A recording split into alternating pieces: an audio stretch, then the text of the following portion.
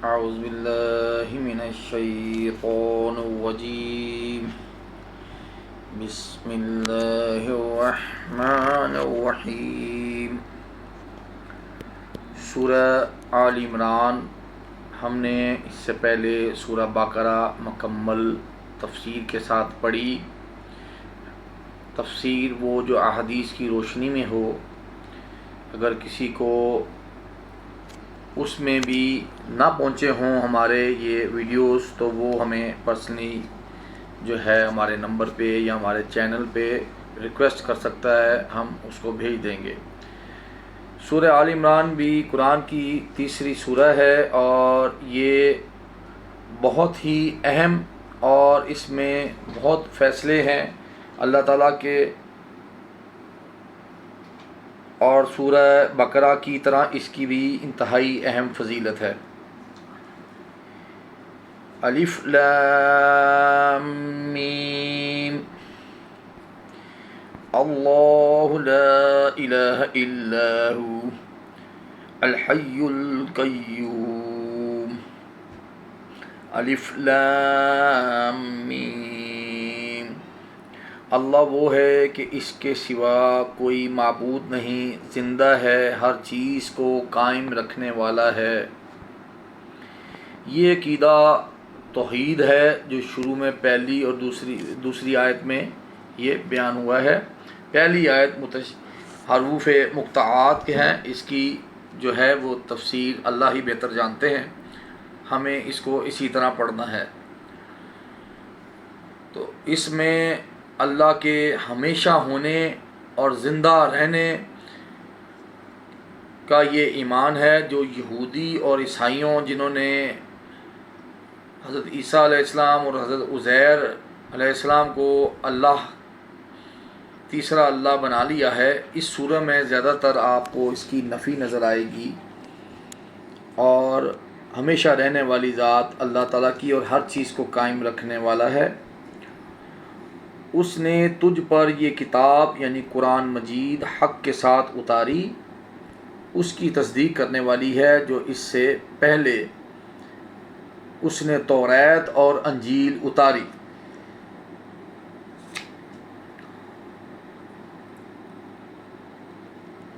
اس سورہ میں زیادہ تر جو ٹاپک ہے وہ عیسائیوں کے متعلق ہے کہ جنہوں نے عیسیٰ علیہ السلام کو اللہ کا بیٹا بنا لیا تھا اور انہوں نے ان کو اللہ بنا لیا، حالانکہ وہ بھی ماں کے پیٹ سے پیدا ہوئے، اور عیسائیوں کے عقیدے کے مطابق تو ان پر موت آ چکی۔ یہ تو قرآن میں اللہ تعالیٰ نے یہ ہمیں عقیدہ سچ بتایا ہے کہ ان کو اٹھا لیا گیا تھا اور وہ آئیں گے، واپس آئیں گے۔ تو توریت اور انجیل، ہم جس توریت اور انجیل پر مسلمان ایمان لاتے ہیں وہ کتابیں ہیں جو اللہ تعالیٰ نے حضرت موسیٰ علیہ السلام پر اتاری اور حضرت عیسیٰ علیہ السلام پر اتاری، لیکن یہودی اور عیسائیوں نے اس توریت اور اس انجیل کو صحیح حالت میں نہیں رکھا۔ آج 5 6 توریتیں اور انجیلیں ہیں، انہوں نے اپنی توریت میں غلط ملت کر لیا، لہٰذا موجودہ جو نسخے موجود ہیں توریت کے اور انجیل کے، وہ اس قابل نہیں ہیں کہ ان کو اصل سمجھا جائے، وہ اصل شکل میں موجود نہیں ہیں۔ توریت بائبل کے عہد قدیم کی پہلی 5 کتابوں کا نام ہے، اور انجیل بائبل کے عہد کی جدید پہلی 4-5 کتابوں میں متفرق طور پر درج ہے۔ یہود اور نصارہ نے انہیں بڑی حد تک بدل ڈالا ہے اور ان میں اپنی طرف سے تشریحات ملا کر خلط ملط کر دیا ہے، تو ان میں باطل شامل ہو گیا ہے۔ اسی طرح یہ جیسی یہ دلیل آ رہی ہے، اب ذرا غور کیجئے، آج ہمارے مسلمانوں کے بہت سارے گروہوں نے، میں کسی گروہ کو برا نہیں کہتا، اللہ انہیں اور ہمیں ہدایت دے، ہم تو یہی کہہ سکتے ہیں، قرآن کے علاوہ کتابیں بنا لی، اس کو پڑھا جاتا ہے، کوئی بھی نام دے دے، حالانکہ جو پڑھے جانے والی کتاب ایک مسلمان کے لیے لازم ہے وہ ہے قرآن مجید۔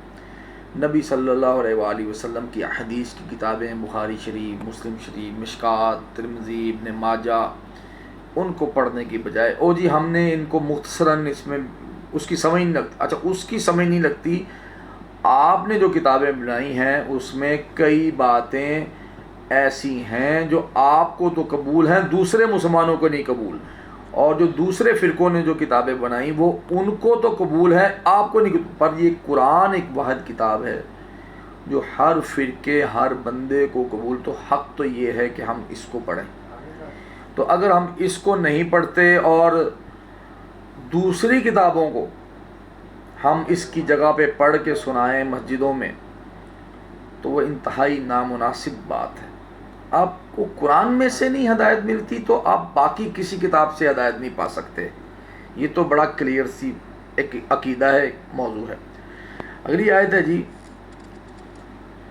اس سے پہلے انسانوں کی ہدایت کے لیے اس نے حق و باطل میں فرق کرنے والی کتاب اتاری، بے شک جن لوگوں نے اللہ کی آیات کا انکار کیا ان کے لیے بہت سخت عذاب ہے، اور اللہ سب پر غالب بدلہ لینے والا ہے۔ یہ تمام مسلمان جو لا الہ الا اللہ محمد رسول اللہ کی گواہی دیتے ہیں، یہ ان پہ فرض ہے کہ اس کا متعلق سوال کیا جائے گا کہ تم نے اللہ کی اتاری ہوئی آیتوں کو پڑھا کہ نہیں پڑھا، اور کتابوں میں ڈائجسٹ، رسالے تو دور کی بات، آپ دین میں بھی وہ کتابیں پڑھتے جو بعد میں لکھی ہوئی کہانیوں کی کتابیں، قصص الانبیاء کی کتاب آپ پڑھ رہے، آپ مختلف چیز، آپ کو قرآن میں نہیں وہ قصص مل رہے، آپ مختلف فلانے احکامات، فلانے یہ دلائل، اور بہت ساری کتب میں دیکھتا ہوں کہ لوگوں نے وہ تو پڑھی ہوئی ہوتی ہیں جو مختلف فرقوں کی لکھی ہوئی کتابیں، جو مختلف مولانا حضرات کی لکھی ہوئی کتابیں، اور بڑے بڑے عالم بھی جو ہے وہ ان کے حوالے دے رہے ہوتے ہیں، یہ فلاں کتاب میں تو، اور وہ اس لیے پڑھتے تاکہ ایک دوسرے کو نیچا کر سکے، تمہارے فلانے بڑے مولوی نے یہ لکھا، تمہارے نے یہ لکھا۔ کاش یہ سب لوگ صرف ایک ہی کتاب قرآن کی تبلیغ کرتے اور اسی میں غور و فکر میں لگے رہتے اور اسی کو ہی بیان کرتے رہتے، تو آج میری قوم کی یہ حالت نہ ہوتی۔ جتنی بھی مصیبتیں اس قوم پہ آتی ہیں وہ ہنسی مذاق میں ہی اس کا تمسخر اڑاتے ہیں، ان کو خوف اللہ نہیں آتا۔ اس کی وجہ یہ ہے کہ ہمارے علماء نے اپنی جو انتہائی ہمارے لیے لازم قرار دینے والی کتاب تھی قرآن مجید، جس میں اللہ کی پہچان، اللہ کے احکامات کی پہچان، اس کو تو ہم نے پڑھا نہیں۔ جو حق و باطل میں فرق کرنے والی کتاب تھی، اس کو اگر بہت سارے لوگوں سے جب پوچھا جائے، علماء سے، تو وہ کہتے ہیں ہم تو دن رات قرآن پڑھاتے۔ ہمیں بھائی تمہارے اس قرآن پڑھانے کا کیا فائدہ کہ تم زبانی رٹا تو لگاتے ہو، ثواب تو ملتا ہے قاری کو، لیکن اس قاری کو، اس حافظ کو تم قرآن مجید کا ترجمہ نہیں پڑھاتے، کسی کو کبھی کبھی کچھ پڑھاتے، اور اگر پڑھاتے بھی تو اپنے فرقے کے مطابق پڑھاتے، تو اس کا کیا فائدہ؟ انتشار پھیلاتے ہو معاشرے میں۔ تو جو اچھا عالم ہے، جو اللہ کا بندہ ہے، وہ تو آپ کو قرآن مجید کی طرف لائے گا، اور وہ کہے گا کہ اس حق و باطل کو فرق کرنے والی کتاب قرآن کو پڑھو، بار بار پڑھو، بار بار پڑھو کہ اللہ تمہیں سمجھ دے، تمہیں عقل دے، تمہیں معاشرے میں چلنے پھرنے کے احکامات بتائے، تمہارے دل میں خوف اللہ پیدا ہو، تمہیں آخرت کا خوف پیدا ہو، تم فرقہ بازیوں سے نکلو۔ تو حق و باطل کو فرق کرنے والی یعنی اس قرآن فرقان کو اگر تم نہیں پڑھو گے تو اللہ پھر بدلہ لینے والا ہے، اس آیت میں یہ اللہ نے کہہ دیا ہے۔ پھر ایسے لوگوں کے لیے وہ رحمان نہیں رہے گا جو نام سے تو مسلمان، نام عبداللہ، نام عبد الرحمن، پر اللہ کے قرآن سے ایسے دور، ایسے بھٹکے ہوئے ہیں کہ ذرا بھی نہیں کہ قرآن کی بات آ جائے تو سننے کو بھی تیار نہیں، اور ٹائم ہی نہیں اس کے لیے کہ اس کو پڑھا جائے، اس کو سنا جائے۔ تو ایسے لوگوں نے، چاہے وہ مسلمانوں میں، چاہے وہ عیسائیوں میں، چاہے وہ یہودیوں میں یا کفار میں یا کمیونسٹ میں، ایسے کوئی بھی جنہوں نے اللہ کی آیات کا انکار کیا، کہتے ہم تو مانتے ہیں۔ ابھی مانو گے کیسے؟ تم نے تو ابھی اس کو پڑھا ہی نہیں، تو مانو گے کیسے؟ وداؤٹ اینی ریڈنگ، اس کو پڑھے بغیر تم مان ہی نہیں سکتے اس کو، تو زبانی کیا مانو گے؟ تو پہلے تو پڑھو، قرآن کو ترجمے کے ساتھ پڑھو۔ سب سے بڑا عمل یہی ہے، کہہ رہے اللہ عمل کی توفیق دے، یہ سب سے بڑا عمل ہے۔ اللہ تعالیٰ نے کہا جس کو میں نے اپنے قرآن کی کتاب آیات پڑھا دی، اپنی نشانیاں دکھا دی، وہ خوشی منائے، وہ خوشی منائے۔ اس کو وہ کسی اور طرف لے جاتے اس آیت کو۔ خوشی تو یہ ہے کہ آپ کو اللہ نے اپنے دین کی پہچان کرا دی، تو اس کی خوشی اور وہ پہچان ہوگی قرآن پڑھ کے۔ قرآن پڑھے بغیر آپ نہ تو مسلمان ہیں، جو مرضی نام رکھتے جائیے، جو مرضی عمل کرتے جائیے، جو آپ کا دل کرے وہ کرتے جائیے، پر قرآن مجید کو سمجھے پڑھے جانے بغیر اگر آپ مر گئے تو پھر اللہ انتقام لینے والا ہے۔ میں تو یہی بتا سکتا ہوں۔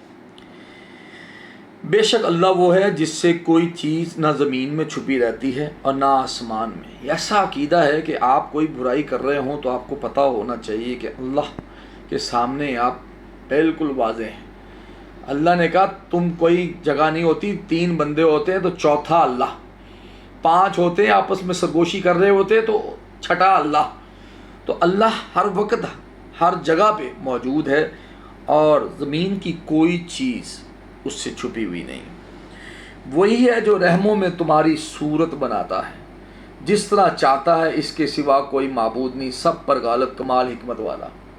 یہ جو بگ بینگ کے بڑے وہ ہیں آتے ہیں نا، یہ سارا کچھ خود بخود ہو گیا۔ یہ سارے ان عقائد کا جواب ہے جو لوگ سوال کرتے ہیں کہ ہم خود بخود کیسے بن رہے ہیں۔ کیا خالی وہ صورتیں نہیں بنا رہا، وہ اس قدر پر حکمت۔ آج تو آپ کی سائنس جیسے جیسے جان رہی ہے، وہ ہر چیز میں حکمت، ناخن میں، انگلی کے پپوٹے میں، سر میں کتنی کیسی دماغ بنایا، کیسی آنکھیں بنائیں، ایک ایک چیز دیکھیے ماں کے پیٹ میں وہ کیسا ڈیولپ کر رہا ہے، کیسا مصور ہے، کیسا خالق ہے، ہر چیز کو کس کمال حکمت سے بنا رہا ہے کہ آپ میں کسی چیز میں کوئی خامی نہیں دیکھ رہے، نہ اپنی باڈی میں کوئی خامی دیکھ رہے ہو، نہ اس کی کتاب میں کوئی خامی دیکھ رہے ہو، نہ اس کی کوئی تخلیق۔ اس نے کہا آسمان کی طرف نظر اٹھا کے دیکھ، تجھے میری تخلیق میں کوئی کمی کوتاہی نظر آتی ہے تو پھر نظر اٹھا کے دیکھ۔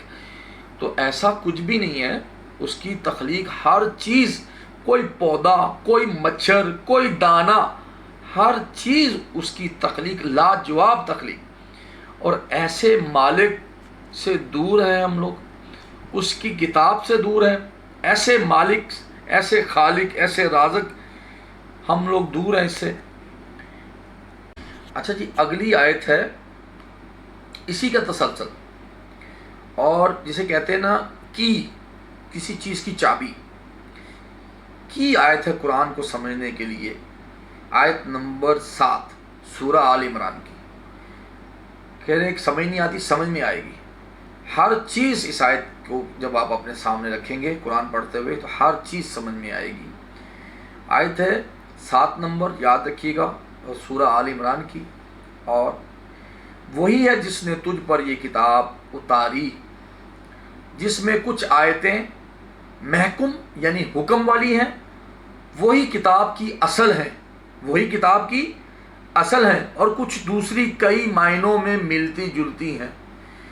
پھر جن لوگوں کے دلوں میں تو کجی یعنی شک ہے، وہ اس میں ان کی پیروی کرتے ہیں جو کئی معنوں میں ملتی جلتی ہوتی ہیں، فتنے کی تلاش میں رہتے ہیں، ان کی اصل مراد کی تلاش کے لیے، حالانکہ ان کی اصل مراد کوئی نہیں جانتا مگر اللہ۔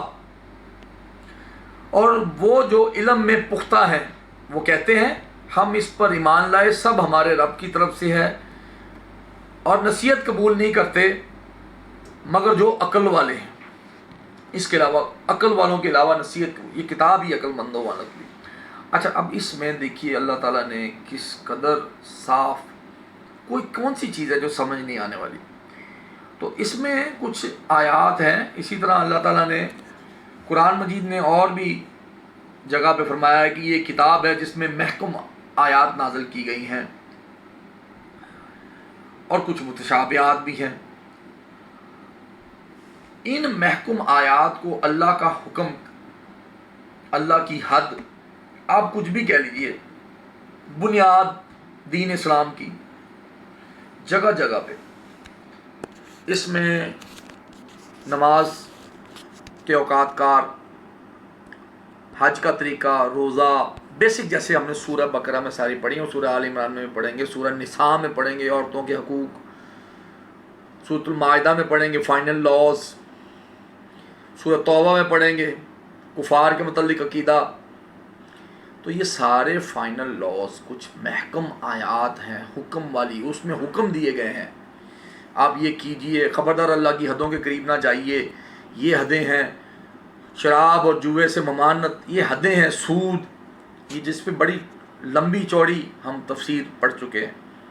अच्छा, ये तो है बेसिक आयात। अब क्या करते हैं,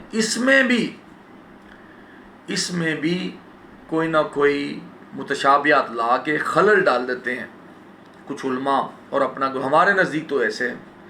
मैंने ऐसे उल्मा भी देखे आज के दौर में, उनके फतवे पढ़े, उन्होंने बैंक को भी हलाल कर दिया, सूद को भी हलाल कर दिया कि इस शरह में सूद जायज़ है। यही करते थे यहूद और नसारा जो हम पढ़ते हुए आ रहे हैं ना। ये फुरकान को अगर आप इसके ऊपर कायम रहेंगे तो फिर आप दीन इस्लाम के ऊपर कायम रहेंगे। अगर इन उल्मा के फतवों पे चले जाएंगे कि कुरान की आयत तो है पर मगर इज़, तो काम ख़राब हो जाएगा। फिर आप अल्लाह के आगे खड़े होंगे, फिर जवाबदेह होंगे। फिर आप चाहे वहाँ पे हशर के दिन ये कहते रहे कि मैं तो फ़लाँ आलम के पीछे था, मैं तो फ़लाँ आलम के पीछे था, फिर जहाँ वो आलम होगा वहीं पे आप खड़े हुए होंगे, क्योंकि अल्लाह ने तो किताब फाइनल लॉ नाजिल किया हुआ है, आपने तो उसको नहीं पढ़ा, तो वो आपकी मर्ज़ी के ऊपर है। मुतशाबिहात के मुतल्लिक मैं आपको थोड़ी सी वजाहत दे दूँ, बहुत लंबा टॉपिक है। अब सूरह काफ में कुछ एक मुतशाबिहात की एक ये भी नस्ल बताएगी कि गार में चंद नौजवान थे, अल्लाह ताला ने उनको मारा और फिर उनको ज़िंदा रखा किया। अब वो बजाय कि इस बात पे ईमान लाएं कि अल्लाह जब चाहे मारता है और जब चाहे ज़िंदा कर सकता है, या उसके पास ये ताकत है जिसको चाहे मार दे, जितनी देर तक मारा रहे, और जिसको चाहे उठा दे, मुर्दों को ज़िंदा करे, जब मर्जी मारे, जब मर्जी ज़िंदा करे। वो इस बात पे बहस करते होंगे कि वो 3 आदमी थे तो चौथा उनका कुत्ता, वो 5 आदमी थे तो छठा उनका कुत्ता, मतलब वो टॉपिक से हट जाएंगे। अब मैंने अक्सर देखे हैं, वो इस चीज़ को ढूंढ रहे होते हैं, बड़ी मेहनत करके ढूंढते हैं जी, इतनी ज़बरें हैं कुरान में, इतनी ज़ेरें हैं कुरान में, इतनी शदें हैं। मैं भाई इससे क्या लेना देना आपका, ये किताब हदायत है। आपने जो हदायत लेने वाली चीज़ें थी वो तो आपने ली नहीं। एक ऐसे आदमी से मुलाकात हुई जो 20 साल से कुरान मजीद बेच रहा है, हदिया ले रहा है। मैंने उससे पूछा, क्या आपने इस कुरान मजीद को कभी तर्जुमे से पढ़ा भी है? उसने कहा नहीं। 20 साल से अल्लाह ने उसको इस काबिल नहीं समझा कि वो अल्लाह की आयत को समझता, और वो बड़ा फ़ख्र है कि मैं तो कुरान साफ़ सुथरा काम करता हूँ, तो कुरान मजीद बड़ी ईमानदारी से बनाता हूँ और कुरान मजीद बड़ी ईमानदारी से बेचता हूँ। ये ऐसी मुतशाबिहात कुछ अल्लाह ने, जैसे हमने पढ़ा पहले भी सूरह बकरा की आखिरी आयत कि एक आदमी गुज़रा, बस्ती अपने कदमों पे गिरी पड़ी थी, उसका नाम उज़ैर है, कहीं लिखा है नहीं लिखा, उसके पीछे यूसुफ अलैहिस्सलाम की बीवी का नाम जुलेखा था, क्या था वो था, ये उसके पीछे वो अपने दीन में गुमराह हो जाते, इसराइली रिवायात को ले आते, फ़लाँ का क्या नाम था फ़लाँ। ये मुतशाबिहात में गुम होके इनके पीछे कई मायने निकालना, उनके साथ नए नए मसले निकालना। बल्कि एक हदीस है हज़रत इब्ने उमर रज़ियल्लाहु ताला अन्हु से कि कुछ दूर दराज के लोग उनसे मिलने आए और उन्होंने बताया कि हमारे इलाके के लोग, बड़े बड़े आलम, कुरान में इतने खूब गए हैं कि नए नए मतलब निकालते हैं और बोलते हैं तकदीर कुछ है ही नहीं।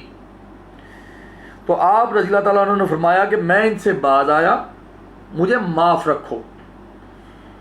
तो ये चीज़ें जो हैं ये मना है। सतारा मतलब निकालना कि आपको अरबी का पता नहीं, ये बे नहीं पता, हम तो जनाब सनद याफ्ता हैं। किसने क्या सनद याफ्ता हैं आप लोग?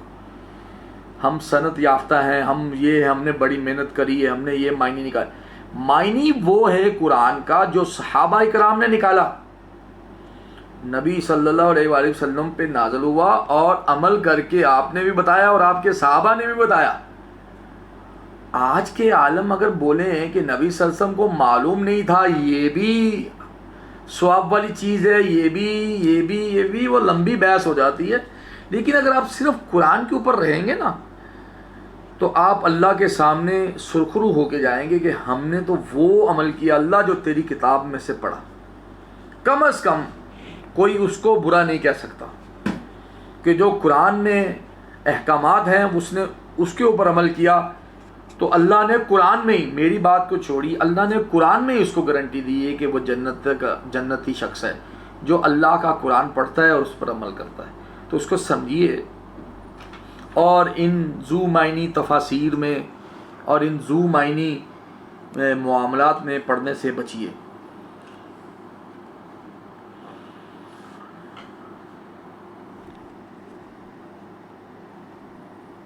امیر المومنین حضرت عائشہ رضی اللہ تعالی عنہما سے روایت ہے کہ رسول اللہ صلی اللہ علیہ وآلہ وسلم نے اس آیت کو اولو الالباب یعنی جو عقل والے ہیں وہاں تک پڑھا اور پھر فرمایا، جب تم ان لوگوں کو دیکھو جو متشابہات کے پیچھے پڑتے ہیں تو سمجھ لو یہ وہی لوگ ہیں جن کا نام اللہ تعالیٰ نے یہاں پہ لیا ہے، سو تم ان سے بچو۔ تو یہ قرآن کی آیت ہے، قرآن کو سمجھنا کس طرح ہے اور اس پہ عمل کیسے کرنا ہے۔ جس طرح اللہ تعالیٰ نے کوئی واقعہ کوئی بات بتائی ہے اس کو اسی طرح عمل کیجئے، اس کو اسی طرح مان لیجئے، ویسے ہی مان لیجئے۔ عمل ان باتوں پہ کیجئے جو اللہ تعالیٰ نے آپ کو حکم دیا، جس طرح نماز پڑھنے کا حکم دیا اور نبی صلی اللہ علیہ وسلم سے سیکھنے کا حکم دیا کہ ان کی پیچھے چلنے کا حکم دیا، ان سے نبی صلی اللہ علیہ وسلم کی حدیثیں پڑھ کے آپ نماز کے اوقات کار اور معاملات اور سارے مسائل کو جانیں گے، زکوٰۃ کے مسائل کو جانیں گے، روزہ رکھنے کا ٹائمنگ قرآن میں بتایا گیا، روزہ کیسے رکھنا ہے، کس لیے رکھنا ہے، یہ چیزیں کس طرح کا سلوک۔ زیادہ تر قرآن مجید میں جو ہمیں ایک بینگ اے مسلم حکم دیا گیا ہے وہ حقوق العباد ہے، بہنوں کے حقوق، ماؤں کے، بیٹیوں کے، بیویوں کے، لوگوں کے، ہمسایوں کے۔ یہ ساری چیزیں اگر آپ اس پہ عمل کریں گے، ہم پڑھتے جائیں گے آگے چل کے۔ تو ایک اور اکثر لوگ مناظرہ کر رہے ہوتے، یہ کر رہے وہ کر رہے، تو میں ایک حدیث نبی صلی اللہ علیہ وسلم کی بیان کر دوں۔ رسول اللہ صلی اللہ علیہ وآلہ وسلم نے فرمایا، قرآن میں جھگڑنا کفر ہے۔ جو لوگ آپس میں قرآن میں کسی آیت پہ جھگڑ رہے، تو نبی صلی اللہ علیہ وسلم سے اس کی معاملت مل رہے، صحابہ نے اس آیت کو سنا اور پھر آپ سے پوچھا اور آپ نے بتایا، اور جس کے نہیں مل رہے اس کو چھوڑ دو یار، اس میں سے کیا نکالنا، اس کو ویسے ہی مان لاؤ جیسے اللہ نے بیان کیا۔ تو یہ متشابہات اللہ نے کیوں بیان کیے؟ وہ اس لیے کہ اللہ تعالیٰ کہتے ہیں قرآن میں ہی کہ اسی قرآن سے میں بہت ساروں کو ہدایت دیتا ہوں اور بہت ساروں کو گمراہ کرتا ہوں۔ تو یہ بھی اس میں وضاحت ہے۔ اس کے علاوہ جو ہمیں منوعاً اس پہ ایمان لے آتے ہیں انہی لوگوں کو عقل مند لوگ کہا گیا ہے۔ ٹھیک ہے جی، یہ میرا کافی میں نے وضاحت کر دی۔ اس کے بعد پھر اس کے بعد جو دعا اللہ تعالیٰ نے آیت نمبر 9 میں جہاں رکوع ختم ہے، ہم یہاں پہ آج اتنا ہی پڑھیں گے، جو دعا ہے وہ بھی اسی ٹاپک پہ ہے۔ ربنا لا تزغ قلوبنا بعد اذ ہدیتنا وہب لنا من لدنک رحمہ انک انت الوہاب۔ اے ہمارے رب، ہمارے دل ٹیڑھے نہ کر اس کے بعد کہ تو نے ہمیں ہدایت دی اور ہمیں اپنے پاس سے رحمت عطا فرما، بے شک تو ہی بے حد عطا کرنے والا ہے۔ تو رسول اللہ صلی اللہ علیہ وسلم نے ابن عباس رضی اللہ تعالیٰ عنہما کے لیے یہ دعا فرمائی، اے اللہ اسے دین کی سمجھ عطا فرما اور اسے تعویل کا حکم عطا فرما۔ یہ انہوں نے دعا کی۔ اور نبی صلی اللہ علیہ وسلم سے ایک اور حدیث ام سلمہ رضی اللہ تعالیٰ عنہ سے روایت ہے کہ آپ اکثر یہ دعا کیا کرتے تھے، یا مقلب القلوب ثبت قلبی علی دینک، اے دلوں کو پھیرنے والے، میرے دل کو اپنے دین پر ثابت رکھ۔ تو یہ ساری معاملات ہیں کہ آپ کو اللہ سے دعا کر کے بھی کرنی چاہیے کہ ہمارے دل میں کسی قسم کے شک نہ ڈال، قائم رکھ۔ اور اللہ تعالیٰ فرماتے ہیں کہ میں اپنے ایمان والوں کو اپنی کتاب کے ذریعے سے ان آیات کے ذریعے سے، ان دعاؤں کے ذریعے سے میں ثابت قدم رکھتا ہوں۔ تو آپ قرآن کے ساتھ جڑے رہیں گے تو آپ ثابت قدم رہیں گے، آپ کسی قسم کے فرقوں میں نہیں پڑیں گے، آپ خالص اللہ کی عبادت کریں گے، مسائل کو قرآن اور حدیث سے سمجھیں گے۔ یہ کوئی ضروری نہیں ہے کہ ہم لوگ ان لوگوں کے پاس جا کے مسائل سمجھیں جو دن رات ایک دوسرے سے لڑتے ہیں، جو دن رات ایک دوسرے کے مخالف میں کفر کے فتوے دے رہے۔ میں نے یہاں تک کل ایک وہ دیکھا کہ وہ ان کے مدارس میں، بریلوی حضرات کے مدارس میں ایسی کتب پڑھائی جاتی ہیں جس میں احمد رضا بریلوی نے یہ لکھ رکھا ہے کہ تمام دیوبند علماء اور ان کو ماننے والے سب کافر ہیں، اور حکومت کی طرف سے منظور شدہ کتاب ہے، اور دیوبند میں ایسی کتاب پڑھائی جاتی ہے ان کے۔ اب دیکھیے کیا وہ تعلیم دے رہے ہیں، نفرت کی تعلیم دے رہے ہیں۔ دیوبند علماء میں ایک کتاب پڑھائی جاتی جس میں یہ لکھا ہوا ہے کہ یہ بریلوی حضرات جتنے بھی ہیں یہ سارے کافر ہیں۔ اسی طرح شیعہ حضرات، وہ ان کی کتب اور رسائل میں بھی ایک دوسرے کے خلاف کفر کے فتوے۔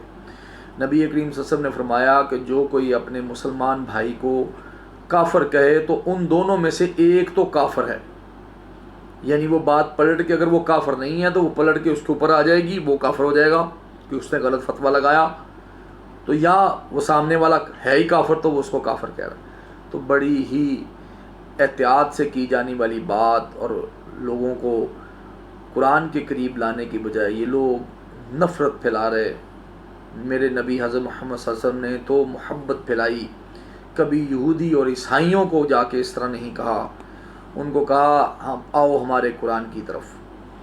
تو قرآن کی طرف جو بھی عالم لائے، وہ دیوبند، شیعہ، سنی، وہابی، کوئی بھی ہو، جو قرآن پڑھنے کی طرف لے کے آئے، لوگوں کو قرآن سمجھائے اور قرآن کی طرف لائے اور ان کے دلوں کو قرآن پہ مضبوط کرنے کی کوشش کرے، ایسے لوگوں کے پاس بیٹھیے، ایسے لوگوں سے اپنے تعلقات بنائیے۔ اے ہمارے رب، بے شک تو سب انسانوں کو اس دن کے لیے جمع کرنے والا ہے جس میں کوئی شک نہیں، بے شک اللہ وعدے کی خلاف ورزی نہیں کرتا۔ یہ ہے ان اللہ لا یخلف المیعاد، یہ وہ بات ہے جو ایک ایمان والے کے لیے انتہائی تسلی والی ہے۔ اس ساری رکوع کے آخر میں یہ بات کہ اللہ تعالیٰ، اگر آپ اللہ تعالیٰ کی محکم آیات پر ان کی خلاف ورزی نہیں کریں گے، بہنوں کے حصے نہیں کھائیں گے، سود سے بچے رہیں گے، نماز کی پابندی کریں گے، روزہ، زکوٰۃ، حج کریں گے، اور حج اگر آپ کے پاس استطاعت ہے تو آپ کس کے پاس نہیں ہے، آپ خود دیکھ لیجئے، جس کے پاس 5 لاکھ کی 6 لاکھ کی گاڑی ہے اس کے پاس استطاعت ہے حج کی، آگے اس کی مرضی۔ تو گھر میں رہتا ہے، کوٹھی ہے تو استطاعت ہے، بیوی کے پاس زیور ہے تو استطاعت ہے۔ تو یہ بھی لمبا ٹاپک ہے، حج کی آیات کے اوپر آئیں گے تو انشاءاللہ تعالی بات کروں گا۔ تو ایسے لوگ جو محکم آیات کے ساتھ بہنوں کے حصے نہیں کھا رہے، شراب و جوئے سے بچے ہوئے ہیں، اور نبی صلی اللہ علیہ وسلم کے احکامات کی پیروی کرتے ہوئے چل رہے ہیں، اور عقیدے میں کسی جگہ پہ کسی قبر کو نہیں پوج رہے، اللہ سے مانگ رہے، کسی اور سے، غیر اللہ سے نہیں مانگ رہے، اور حلال کھا رہے، ان کے لیے یہ اللہ نے وعدہ دیا ہے کہ بے شک اللہ اپنے وعدے کی خلاف ورزی نہیں کرتا، اور ان کے دل مطمئن۔ اسی لیے اللہ نے جگہ جگہ قرآن میں کہا کہ ایسے لوگوں کو نہ تو کوئی غم ہوگا اور نہ ہی وہ افسردہ ہوں گے۔ تو اللہ تعالیٰ سے دعا ہے اللہ تعالیٰ ہمیں قرآن مجید کو سمجھنے کی توفیق عطا فرمائے، اور اللہ تعالیٰ ہمیں اپنے دین پر ثابت رکھے۔ سبحان ربک رب العزت عما یصفون والسلام علی المرسلین والحمد للہ رب العالمین۔ دیکھیے بات یہ ہے، آخری بات میں کرتا جاؤں کہ میری کوشش یہی ہے کہ میں آپ کو قرآن اور حدیث کے مطابق جو سچ بات ہے وہ بتاؤں.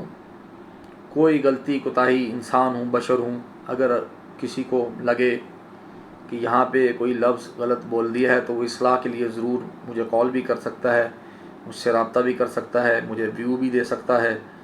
تو جب تک اللہ تعالیٰ نے ہمت دی انشاءاللہ تعالیٰ میں کوشش کرتا رہوں گا کہ اللہ تعالیٰ کے قرآن کو خالص بیان کیا جائے اور لوگوں کی اصلاح کی جائے، تاکہ لوگ اللہ کی کتاب کی طرف آئیں اور نبی صلی اللہ علیہ وآلہ وسلم کی حدیث کی طرف آئیں. الحمدللہ.